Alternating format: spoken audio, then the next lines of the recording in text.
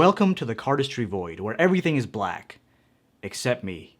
I'm brown. Can I say that? So I used to have this series on my channel called Learn With Me, where I learned this move, Cubone. And to this day, even after learning it, if I don't practice it, complete fail. Now, I spent the last week touching it up again because I wanted to share it with you. This is Cubone.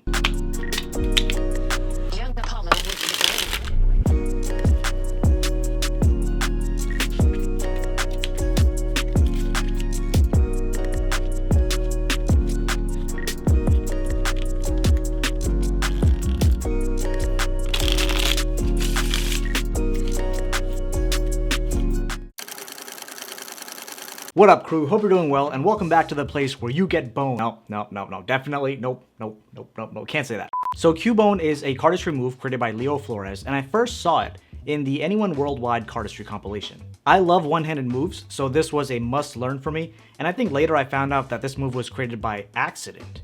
Wild. Now, I know I haven't put out any cardistry videos in quite some time, but if you really want to see some more cardistry stuff, do let me know down in the comments, and we'll see what happens. And at some point in this video, I'm going to be doing a giveaway for 2 decks of playing cards, so keep your eyes peeled. Before we begin, make sure you smash that like button, hit subscribe, and grab your favorite deck of playing cards. And now, let's do it.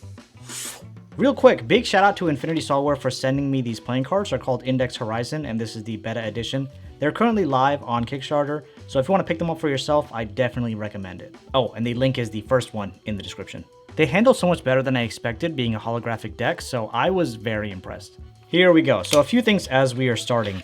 I'd recommend using a deck that's not brand new, because if the cards are slippery, they're constantly going to be falling out of your hands. So maybe a slightly used deck is optimal for this. And I would also say this, again, this is a one-handed move, and this is more intermediate, I would say, because it's definitely not easy. It took me quite some time to actually learn it. And like I was mentioning, I still don't have it down 100% if I don't practice for a couple of weeks on this move. So intermediate type move, use a slightly used deck, and let's do this. Let's talk about the grip first. You're going to go into an elevated straddle grip, which looks something like this. Index finger on top, pinky on bottom, middle ring finger on one side, thumb on the other side. I'm holding the cards in my non-dominant hand, and there's plenty of room between the palm of my hand and the deck. So this is an elevated straddle grip. From this point, you're going to adjust your grip to get to the next move. So the way it's going to work, index finger slides next to the middle finger, ring finger comes on the bottom, and middle finger slides a bit below as well. Pinky finger is no longer making contact with this deck. So you're going to position the ring finger in a way that it gives plenty of room for some cards to drop down here. You want to drop maybe about 1/5 to 1/3 of the deck. So as you drop, you're going to release with your thumb and index finger, drop a small packet of cards, or like I said, 1/5 to 1/3. Drop a small packet of cards onto your pinky finger. And your pinky finger is going to grip onto those cards, right? So your pinky finger is gripped onto those cards between this finger here, ring finger, and pinky finger. So you're gripped onto those cards. That's going to be vital. So we get into our grip, drop packet of cards, and hold with our pinky. The next thing that's going to happen is your ring finger here is going to split this packet. So it's going to split the packet like this. You want to split it approximately in half.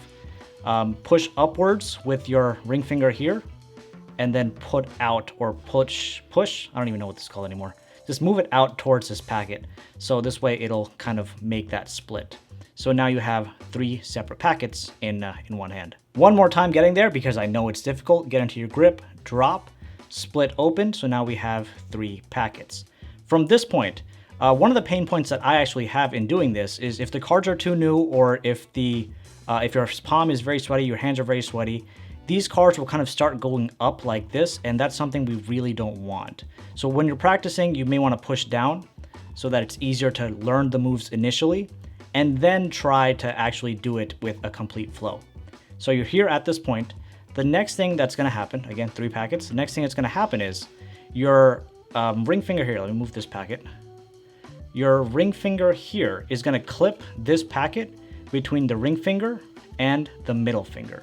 So we are here, and oh man, actually it's a bit difficult to do like this. I actually need this packet to help. Getting back into this grip, we're gonna push upwards with our ring finger, and as we push upwards, our index finger back here is gonna be pushing downwards. So it's gonna cause this packet to go from this angle here to this angle like this. And like I was saying, it grips between the ring finger and the middle finger. So it's going to be clipped right in there. Let me show you how that looks like. If we can get back to that position, we drop this here, right? It's going to be clipped like this. Just like this, it's going to be clipped. It's going to be very easy for this packet to fall out. So be careful when you're doing this, and it will take a lot of practice. It's almost clipped on like the fleshy part of my middle finger here. So that's how this is going to work. And as soon as you get comfortable, again, this is, I think, the most difficult part of this entire move, is getting this packet clipped here without having these cards fall out. Like I said, never use a new deck. My mistake. But we're here, we're clipped here. And then you're going to drop, you're going to push forward now. Again, keep in mind, this is the grip. We're going to push forward with our thumb like this. So now this top packet is facing the opposite direction as a center packet.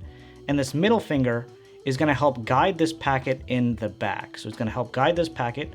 So it's going to slide from this position all the way to this position. And then you're going to close with the index finger.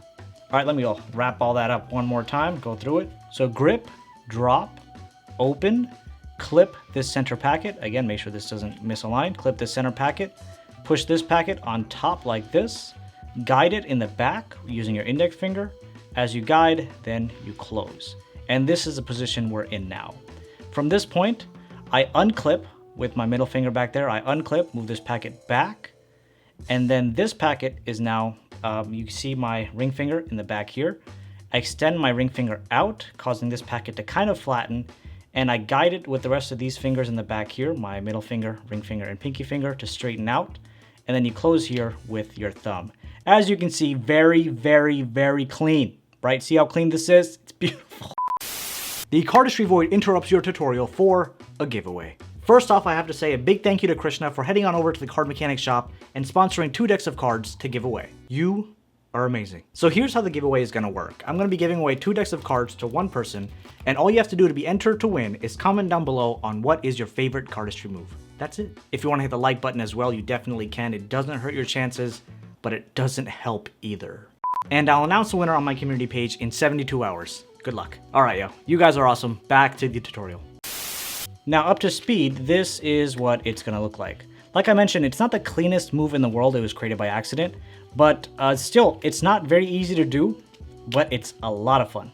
Let me walk through maybe a couple of pain points that I think may need to be addressed. So first thing, in this drop and split, right? So when you're splitting at times, I find that cards are sometimes going like up here, out like this.